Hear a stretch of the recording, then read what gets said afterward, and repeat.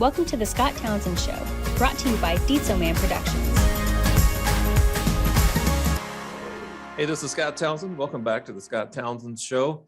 And today I have with me talking about personality types, Mary Turner with City Church here in Bartlesville, Oklahoma, and Stephanie Hendrix, stay-at-home mom and business entrepreneur, business owner.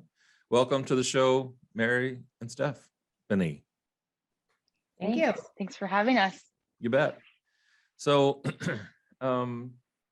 is going to be a really interesting topic. I had Jesse Anderson on last year talking about Myers-Briggs personality. He's a consultant, he's a counselor, or whatever you want to call it, and we had a good conversation about Myers-Briggs, and it's very interesting. But there's a whole nother side of personality testing and understanding the personalities, and that's the Enneagram. But that's all I know at this point, other than, and we'll go into personality types here in just a little bit. I'm a 4, I think. So maybe you guys can walk me through that. But for everyone listening, watching, what we'll be talking about is how to learn more about, understanding yourself. And why is it important to understand yourself? Yeah. Stephanie, you want to hit this one? Why is it important to understand yourself? Mm-hmm. I think personally, for me, if I understand myself, then I can be a better person. I can be a better mom, be a better, person, just in human in general, a better wife. I can do better for my church, my friends, my family. If you don't really understand yourself, then I feel like you probably are just insecure. Like confidence comes with knowing who you are through Christ, knowing who you are in life in general. So I feel like the Enneagram has helped me understand myself and know how to speak to my weaknesses and know how to speak to my mind and myself, which is my biggest problem. And I think the thing I really like about it is I feel like a lot of personality typing systems are more based on this is who you are, this is who you'll always be. Whereas I feel the Enneagram, there's a path to growth in it. So it's this is your motivation in life. This is where you are based on your past or whatever, nature, nurture. And here is your path to growth, to becoming more like the person you want to be. In our faith life, it would be becoming more like Christ. But for whatever your perspective is, I think we all want to grow. We want to be better. And I would agree with Stephanie. I think it's been transformative for my marriage, our relationship as a staff, to understand each other. Oh, that's why you do that. And that's why I need to speak to you this way. I wish I had known it when my kids were smaller. I think, Stephanie, it's a great advantage for you to be able to understand that your kids are different people than you are and how to relate to them. So what were you looking for when you ran across the Enneagram? What's your little Enneagram journey? What were you looking for when you ran across it? I was in a mentoring program, I don't know, maybe 5 years ago, and it was part of the program. They said, just take this test and we'll talk about it. And so I went through it, and I was like, another personality. I've done DISC, I've done Myers-Briggs, I've done all the things. And it was okay. But I came home and started doing more study after this program, and was reading the book, and then got the pastor's wives in our church to do it. And then my husband was interested. And so I just started seeing the value in our relationship. So that was sort of where it started for me. Yeah. What exactly is the Enneagram? Stephanie, is that all right? Yeah, whatever you want. I'll answer to all of it. Just don't call you late for dinner, Steph right? or something, yeah. So Pastor Mary, like she said, she started a group with our pastor's wives, and 2 of the pastor's wives are my sisters. So they came home and were telling me everything about it. I've never actually read the books. I've just done a lot of research online. So in the book, you kind of find it's 1 through 9 types of personalities, and you kind of identify with any of the numbers. Now, I think the thing that confuses people the most is that we all might do the same things, but why are we doing what we do? We all have a motive. So it's very much like the motive of your heart, why you're doing what you're doing. So you kind of figure out between 1 through 9 what type you are, and you can take a test online. Pastor Mary's done the in-depth test. I've never done the test. So we kind of have different perspectives on that. So she's done the in-depth questionnaire. I have just they tell you in each number what your heart longs to hear. And when I heard what my heart longed to hear, I just knew that I was that number. And I was like, that's me, like 100%. So I identified with that. And then I just started researching it from there. But basically it's a personality test, 1 through 9. And then you can go with wings. And this is where it can get like really confusing. I don't know how in depth we want to go, but with wings, you can go above and below your personality. So you can kind of go to the personalities next to you, which is interesting because most of the time the personalities next to you are the complete opposite of you. So, yeah. So Mary, if you want to take us around the wheel, what are the different personality, the 1 through, I guess it's 1 through 9. 1 through 9. And so of the 9, what are those? Yeah, and I'm gonna cheat a little bit, and I'm Yeah, gonna that's fine. read out of my book. And this is, well, the book that we as a staff read was The Road Back to You by Ian Cron and Suzanne. Yeah, I've read that. Yeah, I got that here somewhere. I think it's a good primer. It's a good beginner. I think there are others that may be just a little bit better, but if you're just wanting to kind of the beginning phases of what does this mean? And I think also another thing I would say, and to Stephanie's credit, I don't think tests are necessary. Quite honestly, we did it because we have men on staff and they didn't want to do the work as much as women were willing to kind of dig in and study. The best way really is to study it for yourself and not have a test tell you what it is. Yeah. But that's just a side note that I think really to give yourself time, which is not something that people in this day and age want to take the time to study something out. So are you saying that men and women approach this differently in general? In general, yeah, I think there's a personality that is more willing to dig into something like this, but in general, the women that I experience are more willing to dig into this, and the men kind of like, well, just tell me what type is. What am I? Just tell me. Yeah, I think there's about 3 numbers that don't like this right off the bat because they don't want to be told who they are. And then there's some numbers, just to let y'all know, me and Pastor Mary are the same number. We're very different, but we're the same number. And that's why I think our number kind of, we like this too. Yeah. Well, I'll describe what the numbers are and then we can get why Stephanie are so different, although we're the same number, which is interesting. Which is going to be one of my questions later on. Great. We'll get into that because people do say, well, sorry, it's hard not what you, go ahead. Oh, we're good. We're just riffing off one another. So go ahead, Mary. What are the different? Type 1, and it's funny because kind of like Stephanie said, some of the numbers don't even like these names because they're like, don't put me in this box. But type 1 typically called something like the perfectionist. They're ethical, they're reliable, they're very much, these are the rules and these are the rules that we follow. And another thing consistent with the 1 is they have what's like a voice in their head, an inner critic, that's what it is. And some numbers have a variety of that, 6s have a variety of that, but 1, it's all the time in their head. And so that's one of the ways people can tell they're 1, but they're motivated by the desire to live the right way, improve the world and avoid fault and blame.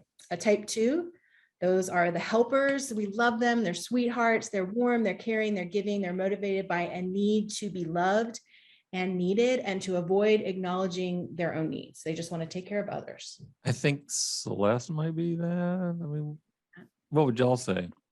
Well, we have predictions on both of you, but we could be wrong. All right. We're not allowed to tell you, but we could narrow it down. And a one would tell you you're not allowed to type people because that's a rule, but we type people all the time. That's all we do. But a 1 would never type somebody.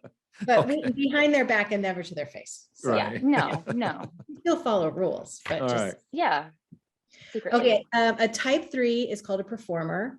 They are success oriented, image conscious, that kind of go-getter, that typical like entrepreneur that they're wired for productivity. They're motivated by a need to be or appear to be at least successful and to be the leader. What's the name of this one again? The performer. Performer. Okay. Type 4 is the romantic. Typically, yes, I thought so. A lot of artists or musicians but it doesn't have to be. They're creative, they're sensitive, they're moody, they're motivated by a need to be understood, to experience their oversized feelings and avoid being ordinary. They feel like something within them is missing and they're out in the world to figure out what that is. When I heard that Edgar Allan Poe was a 4, I was like, I don't know if I'd like that or not, but yeah, sounds about right, Hey, he was a genius in his own way, right? Yeah. Type 5, that's the investigator, analytical, detached, private. They're motivated by a need to gain knowledge, conserve energy, and avoid relying on all others. They're the type of person you think of when you think of, oh, I'm going to go and I'm going to go on the internet. I'm going to research this. And they know everything about a certain topic because they're really dig into it. And they have probably some of the least amount of energy on the Enneagram, also the 9s as well, but they have a certain amount of energy. And when it's over, they're done. They're powered down, and they do what I do, which is the Irish goodbye at an event, and they're just gone, that kind of. Peace out. Peace out. So type 6, that's Stephanie and I, the loyalist, committed, practical, and witty. Obviously, they are worst case scenario thinkers who are motivated by fear and the need for security. 7, the enthusiast. I have a daughter who's a 7. Fun, spontaneous, adventurous. They are the life of the party, everybody's friend, right? They're motivated by a need to be happy, to plan stimulating experiences, and to avoid pain at all costs. They can reframe anything into, that wasn't bad, that was good, it's fine. Yeah. And type 8, I always also have one of these in my house. The challenger, commanding, intense, confrontational, motivated by the need to be strong and avoid feeling weak or vulnerable. They never want to be taken advantage of. So rules are for other people. And then type 9, the peacemaker. Pleasant, laid back, accommodating. They are motivated by a need to keep the peace, merge with others, and avoid conflict.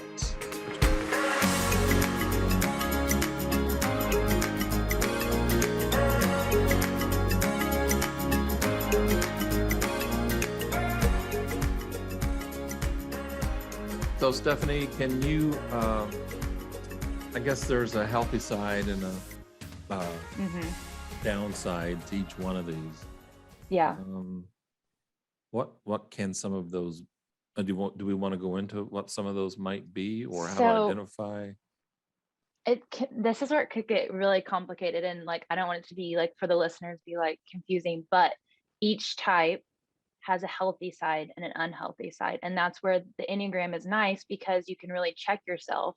And now I can identify like, oh, I'm being unhealthy right now, because I can see the signs of like, so let's just say, for example, a 6. When we are healthy, we are predicting, we're helping others, we're thinking about others. So when we're healthy, we go to the healthy 9, right, Pastor Mary? Yes. Okay. So we go to that healthy 9, which a healthy 9 is like a peacemaker, making everyone healthy. We're thinking about things ahead of time. We're planning. But when we're unhealthy, we can very much go to our head. Everything is worst case scenario, like we're all going to die kind of thing. And we can overanalyze every conversation we've had. So we can really get stuck in our mind. And we have a committee in our head that's like constantly going. So for me, I just always thought that I was crazy. So for me to learn that I was a 6, I realized, oh, this is the way God created me, but how can I use it for his glory and not like go unhealthy? And for me, I always thought, oh, the Holy Spirit's trying to tell me that if I don't shut the garage door, then a murderer is going to come in and kill me. And if that happened, then that's my fault because I didn't listen to the Holy Spirit. Well, I know that's crazy, but my mind can really go to dark places if I'm unhealthy. So if you go to now dark I places, realize what number are you going to? we would go to an unhealthy 3, right? Okay. And an unhealthy 3 also wants to be like seen. They want to be seen by everybody. They're like, nobody likes me. I need to perform right now. And not unhealthy. Like I've never been like, sorry, go ahead. And a mask too, Stephanie. Like, yes. oh, I'm fine. I'm all fine. I've got it. Fine. Yes. We can do that. We're like, no, we're fine. Like, no, we've got it all together. We're responsible. Like everything's perfect on the outside. We're not the people that are like, look at us, everything's falling apart. We're like a mess. We want to be like, no, we've got it all together. We internalize. And the 3 is a what? Performer. Okay. Yeah. Okay. So I'm just trying to keep all this straight. Yeah, it's hard. And I'm kind of confusing it because I'm telling you where you could go unhealthy and healthy. Not that I go to a dark place, like I'm going to commit suicide, just like this is what it is. I'm telling myself lies. So I'm believing the lies I'm telling myself, not that I'm like depressed, or like suicidal. But so if I'm telling myself this lie that, someone's coming into my house, going to murder all of us, that's a lie from fear. And so I've realized, just me personally from this, that wasn't the Holy Spirit, that was fear. And the Holy Spirit doesn't bring fear or anxiety. The Holy Spirit brings peace. And so fear is what brings anxiety and like evil thoughts like that. So we can have good thoughts of like to prepare. So me and Pastor Mary just always want to be prepared for any situation and every time, because we fear itself. Like we do not want to fear. We want to be ahead of it in every part of our life. So we really go the extra mile, like what's going to happen here so we can prevent things from happening. I don't know if that answers the question or just kind of told you like, yeah. And I think also we're really calm in an emergency because Yes. we thought through all the possibilities. The worst for us is when something happens that we hadn't considered. Then it kind of like it throws us a little bit. So all these things that you've just mentioned, I see a little bit of myself in each one of those. So are people just one number, or can you be, or are all of us all the numbers, but there's one number that is dominant? I don't know. We all have all of it, kind of what Stephanie said earlier, all of those behaviors inside of us, but it's about what motivates you. Like, okay, maybe we all fear in a way, but why do we fear? You know, we fear because we have an anxiety that our needs aren't going to be met. Maybe somebody else fears because another reason, you know what I mean? So Stephanie, what were you? I was just going to say, if he related to all of that, I was thinking he could be, sidebar, he could be a 3-wing 4, and he was going in that triad with us, because if you're a 3, you would go to a 6 and a 9 with us, and you might be a 3-wing 4. But I could be wrong. It's possible, and a lot of it has to do with a lot of different things, but you know, we all have fear in our life. We all want to perform. We all, you know, have aggressive sides to us. So I think it's the motivation of why are you fearful? For us, I think we're fearful because we're not in control, or we don't want to be fearful. But for somebody else, fear, like 8's biggest fear is not being in control, someone controlling them. Mine is just like, I'm not prepared, I guess would be my fear. So and I'm not being, and we want to be responsible. We're not being secure. Yeah. Yes, we want security. So what would the 4's fear be? Being ordinary and being like everyone else. You want to be that unusual, special person. Sounds about right. Yeah. Well, and some of that also might be like the triads, you know, like we have the gut triad, the anger triad, which is 8s, 9s, and 1s, where they're more driven by anger, they're more driven by their gut, they're more in their body. And you as a 4 will most likely be in the feeling or the heart triad. That's 2s, 3s, and 4. They're driven by their feelings.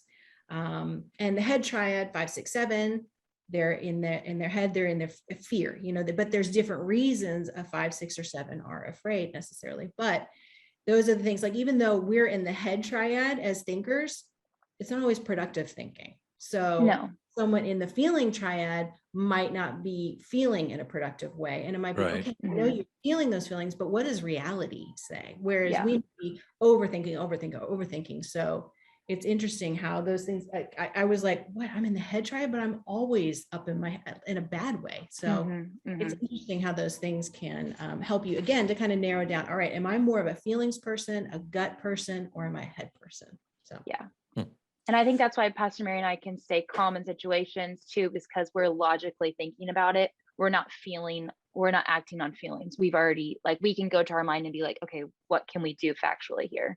Yeah. And then to get really into the weeds, there's a counter type to a 6 as well, which is more me. I know there is a counter type to all, and that has to do with subtypes. Depends on how deeply we want to get into it. But I identify as the counter type to 6, which means I actually run towards fear. If I'm afraid of something, then I'm going to do it. You know, that conversation's uncomfortable, I'm going to have that conversation. Whereas, and that's why when I first heard about it, I'm like, but I'm not afraid. I'm not afraid of things. I think that can be a little confusing at first until you kind of dig in deeper. So that when I told my husband this, he was like, you're not an anxious person. Because I'm pretty peaceful, calm person. But I think that you can be anxious, like with your thoughts, like telling myself that someone could break in, like that's being anxious. But I wasn't like having anxiety per se, but I mean, my mind could just go there. So it's kind of a low level inside of you all the time. Whether it's whatever the kind of deadly sin is for your number, you kind of feel that as a low level inside of you all the time. But it doesn't mean, oh, I need to be on anxiety medication. It's just thoughts can take over too much. Not that there's anything wrong with that. No. Your weakness can be your strength. Yeah. So I heard a lot of, I'm hearing a lot about fear on each one of the numbers. What's the opposite of fear? I mean, fear. So if there's a fear for each number, and that's where that particular trait runs to when it's bad, what's the opposite of that? So each number has something, which I think is the opposite of the fear, is that something that their heart longs to hear. Okay. And then I think the fear of it would be them hearing the opposite thing said to them or treated towards them. Okay. So like, just for example, as a 6, we want people to see us and think of us as committed, loyal, responsible, grounded. So those are things that we strive for. So every decision we make for a reason, because we want people to see us as all those things. So our biggest fear would not have security for us is like not security. So for like me, my whole entire life, I've had a certain amount of money in my bank account and I never knew why I did that. It was just because it's security for me. Or like when I got married, my biggest fear was my husband would die because he's my security. Like he's my husband. Now having kids, mine is like keeping them safe and keeping them healthy. So like them not being safe or them being unhealthy would be my biggest fear. So I think it kind of changes with the seasons of life you're in too. But so each number has something their heart longs to hear as well. Yeah, and the opposite for us of fear is really faith. And when we are really in our healthiest place and really pushing towards away from what our flesh wants from us and towards it, for us the opposite of fear would be faith. So and there is something like that for each number. Has understanding your number, your up and your down, helped you understand yourself better? Absolutely. Yeah. In some ways, like Stephanie said, it helped me to know, oh, this is why I do these things. This is why I have money in my bank account. This is why I have a full plan for if my husband dies, what would the children and I do? I mean, that's ridiculous, except it's not, And so it just explains some reasons why I am the way I am. And it made me feel better. Yeah. And explained to me also, like, I don't need to keep going around the same hamster wheel. What can I do to get out of this and to grow? So I think for just when we can get off 6s, because we could talk about ourselves all day, but for us, we go to the worst case scenario. That's what the 6 does. Worst case scenario in every scenario. So for me, and I think for Pastor Mary as well, if we go to that scary place in our minds, and so like for us, it's our husband dying, we go there and we're like, okay, what will we do? We make a plan, then we're fine. It's like, yeah, I've got the plan. So I would be scared of it. Move on. So that's why we make plans, is because then we won't fear it anymore. We're prepared. Yeah. So where our like deadly sin or whatever would be fear, Scott, yours as a 4 would be envy. That idea of you're missing something and without it, you'll never be complete. So it's not jealousy, but you look at like, oh, you have that, you have whatever it is. And that's the thing that I need to make me feel complete, right? The envy. Okay, I'm sorry. See, I didn't plan for that. I hit my just disappeared. And it went off. Disappeared. Okay. She's just gone.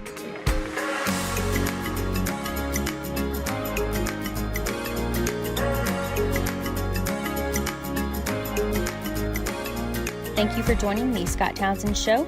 We'll be back right after this.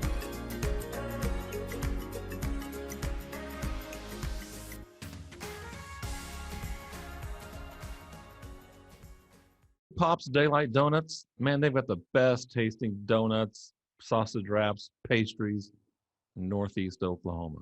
And also, if you'll tell the staff there, hey, Scott Townsend said to give me a large spicy pig, they'll give you a free large spicy sausage wrap. But you have to tell them Scott Townsend sent you. So tell them, hey, Scott Townsend told me to tell you to give me a large spicy pig. So there's the offer. There's the call to action. So go to Pop's Daylight Donuts, say hi to Mark for me, and go to Pop's Daylight Donuts and get you some. The other sponsor is CASTAFLY Outdoor Adventures. Adventure. That's where it begins. We look to create and document our moments in time while embracing the majestic wonder and beauty of the great outdoors. Our quest is to explore the back roads of the Ozarks, camping, fishing, and just getting lost. Refresh your spirit and join us on our next adventure. Paul and his crew invite you to subscribe to the CASTAFLY Outdoor Adventures YouTube channel.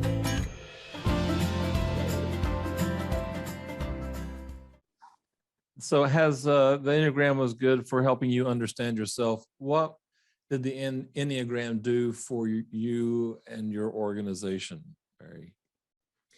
I think the most transformative thing was understanding communication, understanding, oh, if I speak to you this way, you're going to shut down. If I speak to you this way, you'll open up. And so often my husband, as in a really aggressive number, he's an 8. He doesn't realize that he is a steamroller until he's in the middle of steamrolling somebody.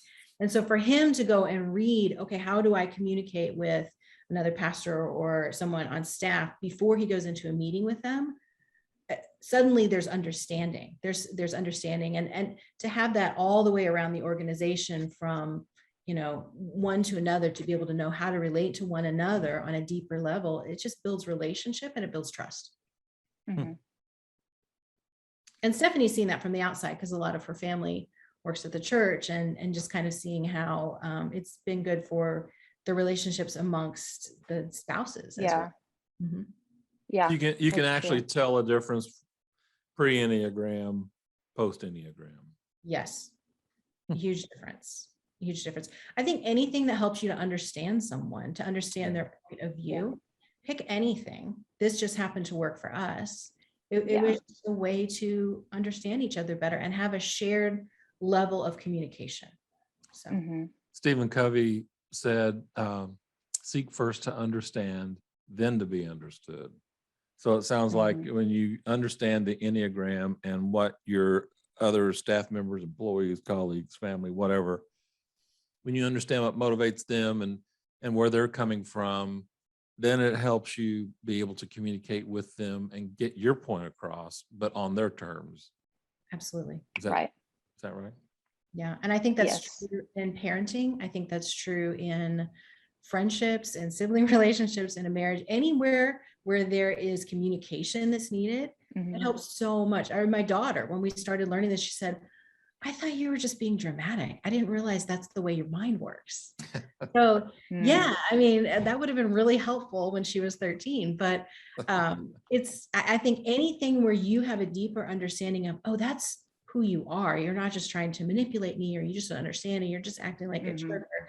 Wow, my gosh, you seem so lazy. It's just all these understandings of why you behave the way you do. Yeah, let's do that. Can I be multiple types? Can I be a 4 and a 5? No, you're one.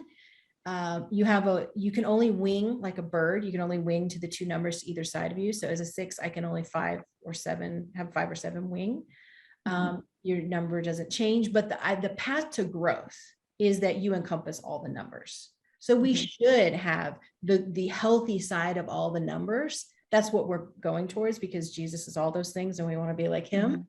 So the goal is to be all the numbers. So I think that's sometimes the confusion of, well, I think I'm this and that. Well, that's fine. You're supposed to have those behaviors, the healthy side, but you're motivated by one thing. For people that think that we're putting them in a box, like maybe if you are a 1, an 8, or a 4, maybe a 5, you think that we're putting you in a box and you're not liking that right now. I would say, like, this is what I explain to people.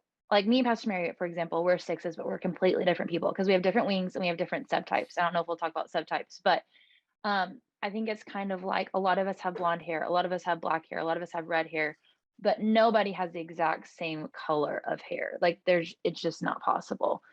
Or like coarseness or thinness or thickness or whatever. So it's like, you might be a number, but that doesn't mean that you're just like everybody else. Like God has still created you very specifically to you. And we all have different upbringings and different seasons of life, different cultures. So we're not going to be exactly the same. Like our minds or our hearts just might kind of think or feel a certain way. And we can kind of bond over that too, I think.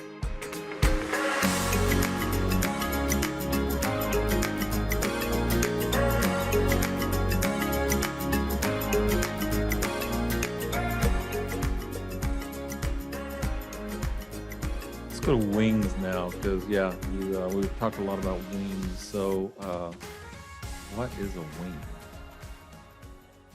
You want to go for it, Stephanie? I feel like I'm talking a lot. You can go for it. No, I You feel probably like know I'm talking a lot. you know the facts more than I do. Okay, I'll start and then you can riff off of it. Okay. Okay. A wing is, like I said, it's either to the right or to the left of you. You're like a bird. You can either be the one or the other number on either side of you. I've heard that in one half of your life, you're one, the other half of your life, you're the other. I don't know. But I think you can have access to both of the healthy behaviors or the unhealthy behaviors on either side. So for example, I'm a 6-wing 5, Stephanie is a 6-wing 7. So that also makes us different. So I tap into that analytical side. But the reason I know I'm not a 5 is I'm not motivated by the thing a 5 is motivated by. And a 5 doesn't care what other people think about them. I care immensely. It matters a lot to me. So while I am very analytical, I think about things, all those things as behaviors of a 5, I internalize. I'm not a 5, I'm a 6. I can just access that side to help me. Or also I could access the 7. If I want to be more fun loving, I'm on vacation, I'm having a good time, I can access the fun side of the 7, which Stephanie has an easier access to. Yeah. So a 7, so we talked a little bit about the 5, the 7, they basically just want to bring people joy, have fun all the time. They want to be stimulated. They're like a bucket that has holes in the bottom of it. And they're just like, on to the next thing, on to the next thing, on to the next thing. Like they can't really just sit still. And I have a perfect example of a 7. One of my best friends is a 7 and she has 3 kids and she has a convertible old car that doesn't even have car seats in it. Her kid's facing the wrong way. It has a floaty, like, like the nets that go over the floaties, like the shade. She's drilled it into the car. And like the 6 in me is just like, your child's supposed to still be rear facing. And she's just like, let's just have fun. Like she just wants her kids to have fun and all that kind of stuff. So I can go to the 6 where like, I want to have fun, but I want to have fun responsibly. I want to bring everyone joy around me. Like I want to just be like, I want to be light and airy. I don't want to bring people my problems and be like, yeah. But I definitely think the older I'm getting, which I don't know how this works, Pastor Mary, the older I'm getting and like the more kids I have, I feel like the more drained I feel and the more like analytical I get about researching a lot of stuff. Yep. So I don't know like what changes, but I think me and Pastor Mary talked about this before. Like sometimes people have midlife crisis and they're like, what the heck was that? Well, they went and bought a convertible or they started being nice, but they've always been like this intense person at work. Well, they could, for example, be an 8 where they've been intense their whole entire life. And then all of a sudden they become a grandpa and they want to be fun and they get a car and they're just like super fun with all their grandkids. And you're just like, what happened to them? Yeah, where'd So this that's how guy you come could from? kind of switch. Yeah. Or they're just like a peacemaker all of a sudden. They could have gone to their 9. So I think that's when you can switch too, is like when you see this weird stuff in people, you switch and you're like, what? Scott, I was going to say you could wing either 3 or 5. And I don't know if you've given any thought to that or you know what that even means, but a 4-wing 3, they want to be unique and they also want to be the best. They want to be the best they could possibly be. The 3-wing is that energy is really competitive, right? And enough of the 3's image consciousness that they're more aware of other 4s and to dial back their emotional intensity. So that's kind of that 3 energy that gets brought to the 4, where the 5, again, I'm looking at my book, the 5-wing is more introverted and more unconventional. They're concerned with the uniqueness more. They're quietly different. They're often thought of as like eccentric, right? They spend time alone and find it easier to let their emotions be just without having to talk about them or respond to them. So that's kind of the difference between a 4 that wings more one way or the other. Okay, so that winging really just means leaning one way or the other towards whatever number's next to you, but you can't lean across the circle to an 8. No, but you do have that access through the number that you go to in stress and security that we were talking about. And it's not just a bad thing. It's also a benefit to you when you're in stress to be able to reach across and access for us the energy of the 3 when I'm in stress. Yeah, the unhealthy side means I mask myself. The healthy side means I can get stuff done, right? Yeah. So you can access that when you're in stress to help keep you from slipping down into a more unhealthy stage. So I was doing some study about this the other day. I thought that was really helpful because I've always thought it as like when I go to 3, that's a bad thing. Not always. Right. can be. It can also be like you're falling down a tree and it's the branches that you hold to keep yourself from falling any further. I can go to the 3 side and I can access the positive, healthy side of 3, and that can help lift me up. And the same with security. If I'm going to it from a healthy place, the 9, if I'm going in a kind of an unhealthy place, I'm not going to get the most benefit. A 9, having that like easygoing peacemaker vibe is like really helpful to have for a 6 who's like, can be like, guys, we got to get this stuff done. There's a worst case. You don't understand. This building is on fire with all the things. To have the peacemaker helps us to have that more relational energy. And for us, we have something in each of those triads. We have the 9, which is in the gut triad, the 6, which is in the thinking triad, and then the 3, which is in the feelings. So we have access to all of those things.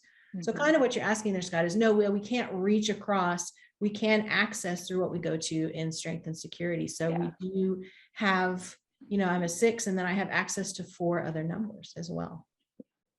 Meaning you have access to people with those numbers. No, meaning that those, because I go somewhere in stress or security, or I go to it in my wing, I can access those behaviors to help me as a 6. Oh, okay. Whereas I would not normally go to like that 3 energy of like, woo, okay, we can get stuff done. I would more be in my head about it.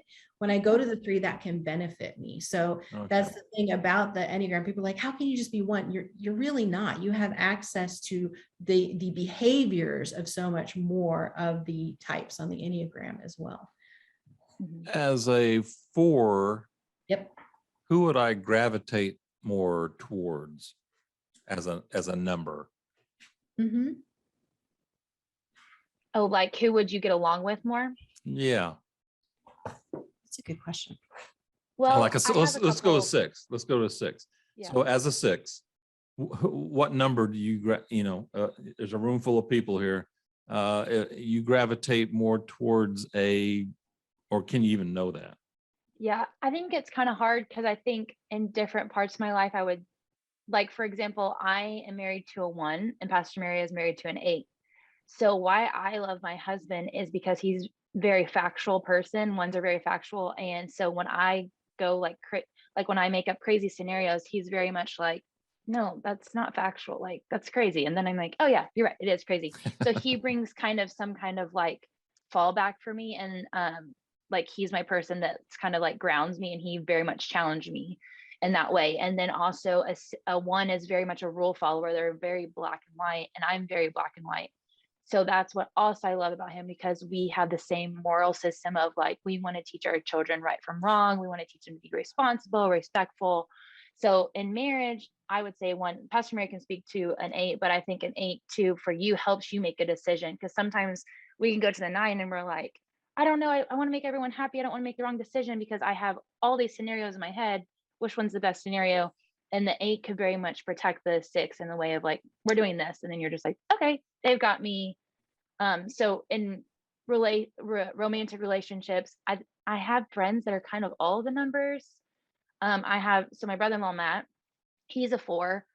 Me and Matt have always been very close, but I think what Matt loves about me is that I'm very, and Pastor Mary too, that we're real. And 4s want to seek out real people as well. Like, they don't really like fake things because they are very, I don't know, just real people, and they want like their I don't know. I feel like that's what 4s like about 6s.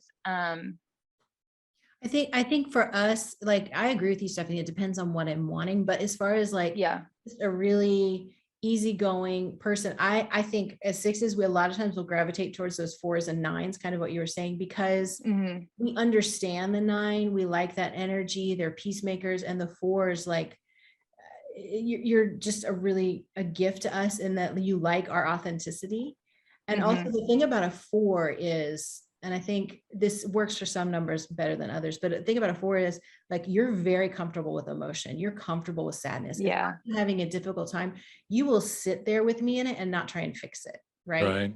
Other numbers will try and fix it. And so I think there's something about that we really appreciate. You won't be like, that's weird. Why would you think that? You're like, tell me more, you would make really good counselors, that feeling. So for you, probably as well, you would really gravitate towards 6s. You would probably really gravitate towards I would say 9s as well. So probably the 4, 6, 9 is probably a good kind of friendship basis. But if you're wanting to stretch yourself, I think it's good to reach out to others. I think that's interesting you say that, because I was talking to someone the other day on this podcast. It's another podcast I do, and I was talking about how I almost feel like a therapist, because people are telling me stuff, and sometimes they really get into what they're telling me, and it can go really deep. It's almost like when I was speaking to somebody, they've been injected with truth serum, and it just starts coming out, and I don't know what that is. I feel that all the time. I feel like, do I have something on my Yeah. board that says, tell me the deepest thoughts? Yes. Yeah. Stephanie? I think 6s and 4s are very relational people. We're probably 2 of the most relational people. Now, that doesn't mean that other people aren't relational, but I feel like 6s and 4s want to get to like the heart of somebody. Like, we don't want shallow relationships. Like, I hate just like if you're my friend, you're in my circle, we're friends, and I want to know your heart, and I'm going to get to your heart. And I think sometimes it's a lot for people to take in, but it's like, if I'm spending my time going to dinner with you, then let's do what we're doing here and let's get to know each other. And I feel like 4s are very much like that too. Yeah, because we're 6s, we're super loyal. We're going to be with you through thick and thin. And a 1, they're going to help you. They're going to be like, you know what, you are not doing this the right way. And they're going to help you get back on track. A 2, they're going to bring you dinner. I mean, they are just the kindest, sweetest, they're the nicest people. The 3 is going to be like, okay, we need to get rolling here. Here's what you need to do to fix your life. And sometimes that's what you need. A 4, sit with you in that sorrow. A 5, I don't know what car to get. And they'll investigate. They'll tell you the best car to get, no problem. The 6 is going to hang with you, like we said. The 7, if you want something fun, if you want to know the best restaurant to go to, if you want to do something, 7's your girl, your guy. They're the cruise director. They are. I mean, that's the thing. Abby makes me playlists. My daughter, who's a 7, she'll make me playlists. When we go to visit, she has all the restaurants. She has the museums picked out. She's so much fun. Yeah. And 8, they are going to stand up for you. If I need something returned to a store, I give it to my 8 husband. He is going to keep going. And there is no injustice that he won't fight. If they're in your corner, you're taken care of. And a 9, you can just breathe deeper. They're just going to give you the peace that you need. Everybody's going to get along. They're going to make you feel like you're accepted. Yeah. I think for me, helping this, okay, so we've talked a lot about like how it helps you, but how does it help you with other people? You can kind of figure out why they are the way they are, and you almost give people more grace knowing who they are.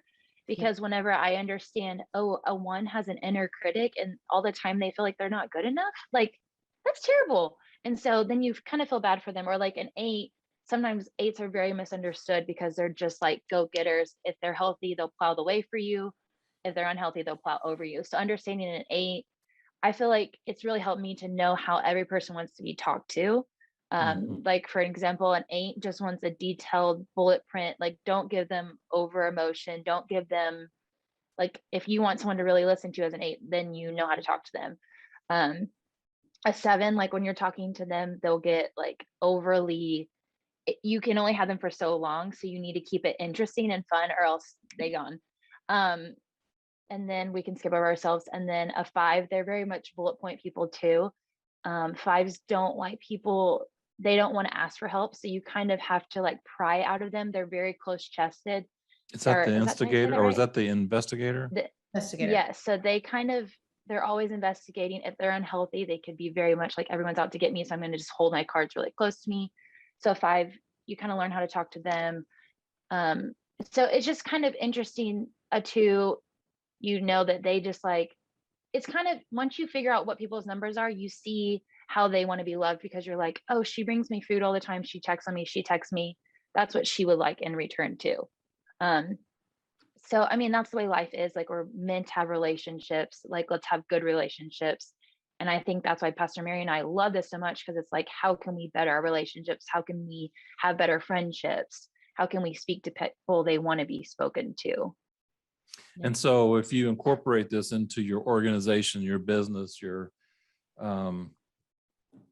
whatever, I mean, it sounds like this might be helpful to a small business, a corporation, whoever, because people would have a better understanding, I'm guessing, of how to relate to each other, which might help speed things speed up productivity and, I think it does definitely. I know larger corporations that actually on the nameplates on the door will have people's Enneagram number, or maybe their Myers-Briggs or whatever.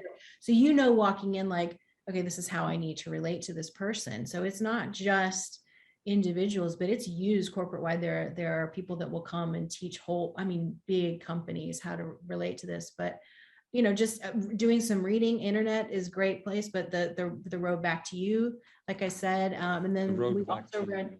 Yeah, The Road Back to You by Ian Morgan and Suzanne Stabile. Yeah. And the follow-up book, The Path Between Us, and that's just by Suzanne Stabile. But that was really good. It's about relationships. So how it says an Enneagram journey to healthy relationships, how, Scott, would you and I interrelate? And it has a lot of tips for how to talk to that person and what they need from you, and that kind of, and it's really good for me. I just handed the book to my husband and said, read a 6. Now you know how to talk to me. So Yeah. So if I want to know what my number is, where do I go to take, how do I do that? Is there a test I take? Where do I go? What do I do? there are tests online. I will warn you, I tested as a 5. So, they aren't always great. You can just do an Enneagram search and find something. I think the best way is just start reading it. Kind of like Stephanie, what you said when you read about it, you just are like, that's me. So, yeah. There are a lot of tests, but it kind of depends your personality too. Like my husband is a 1. And first off, when I brought this to him, he felt like I was telling him he wasn't a good enough husband because his biggest fear is being bad. And he wants to be good at everything he does. And he is. So he always strives to be the best. And so whenever I came to him and was like, this is how you could talk to me, he's just like, so I'm not good enough. Like, I'm not a good husband. So it very much took a while. Actually, Pastor Mary helped him understand it's like the motives of your heart and how God made you. But whenever he took the test, he's such a good test taker that he was taking the test as if like how they wanted him to answer. So he wasn't, it just kind of depends on your personality too. And then also if you're healthy or unhealthy when you take the test, it could really send you to a different number as well. So like what I would suggest is there's a girl on Instagram, if you have Instagram, it's but she also has a website too. It's called Your Enneagram Coach. And they do a lot of counseling with this, and they're a Christian organization. And with anything you could get online and Google and like find really like a lot of secular stuff that's really like makes you feel terrible about yourself. Like they would just say a 6 is fearful and you'll have anxiety, and you're just like, what? But if you really found the right people, the right references, or research the right things. So this girl's called Your Enneagram Coach. I really like her, and she has like highlight stories on each single number. And I just went through and listened to what every number's heart wanted to hear. And when it got to a 6, I was like, that's what I want to hear. And my heart kind of swelled. So I would say the biggest takeaway of it is you kind of need to know not just what you do, but the motives of your heart. And I would say, and it was meant to be in an oral tradition. And so we've turned it into, take this test and you'll just figure it out. But really the best way, I think, is listening to it. So if you are a podcast person, there are tons of podcasts you can find. I think one of the ones that I thought was really good is Annie F. Downs. It's called That Sounds Fun, her podcast. What is it? Annie F. Downs, That Sounds Fun podcast. And every summer, I think the past 2 or 3 years, she's done Enneagram Summer, and she's had a man and a woman of the same type come on, and they talk about what it's like for them as that number, which I think is really helpful. When you hear someone's experiences, that's when you go, oh, I thought that was just me. I thought that was just a quirk of my personality. And to hear people explain it, I think has been really super helpful. So I would search that out and put it on your podcast rotation. I've listened to a lot of Enneagram podcasts, and I think it is helpful to understand who you are. Because for a long time, I was like, am I a 5? Am I a 6? And that really helped me to kind of center in on it even better than the test. Have you guys ever considered becoming a certified Enneagram trainer? I've thought about it. I mean, I think I don't know why, but I'm passionate about it. And I find myself talking about it like all the time. Like me and my sister, one of my sisters is a 3 and the other one's a 1. So the 3 and the 6 can go to each other when we're unhealthy, which isn't good for us. But we can also call each other out and be like, hey, you're kind of acting like me when you're unhealthy. But I could talk about the Enneagram all day. So maybe it would be fun.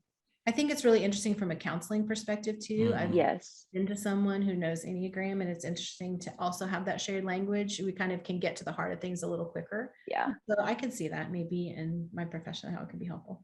Yeah. Also, when you find out your number, you can look up like what jobs are good for this number. And Oh, it's that's really true. interesting because they really do align with the way you are. I would make a very bad accountant. Yeah. Yeah. So like 4s are gray people. So gray wouldn't be good with finances. No. I've, after having found out I'm a 4, I just use that as an excuse to do my 4 things, and everybody just has to deal with it. No, I'm just kidding. It's fair. So do you think, Hmm? sorry, go ahead. I was just going to say, I think some people use their number or their Myers-Briggs personality as an excuse to be that, instead of, it's really not so much about you as it is about how you got to understand yourself first, but you got to, once you understand yourself, then you try to figure out how to relate to, it's really more about other people. Yeah. But you can't relate to other people until you understand yourself. That's right. That's it. It's not an excuse for. It's not an excuse for bad behavior. It's an Yeah. excuse to become a better you so that you can better relate to people. Yeah. Right. Yes. That's it. All right. Well, there's a lot there. We just kind of, that's just tip the iceberg, and there's a huge thing underneath the water there. We didn't even get to subtypes. That's the whole Ooh, thing. we didn't even get to subtypes. Yeah. There's actually 27 different types of Enneagram numbers and subtypes. So Yeah, that's could be like a year-long podcast just in and of itself. people do. Well, thanks for cracking open the Enneagram shell and helping us understand a little bit more about it and how to use it and why we should think about it more, maybe, and take it more serious, or maybe there's probably a lot of people out there who didn't even know anything about it, but now it's worth looking at. They might feel like hopefully they might feel like it's worth looking into. Yeah, we've enjoyed it. Thank you for having us. You bet. Yeah. Thank you. So for Mary Turner and Stephanie Hendrix, thanks for watching and listening to Scott Townsend Show. Have a great day, and we'll talk to you later.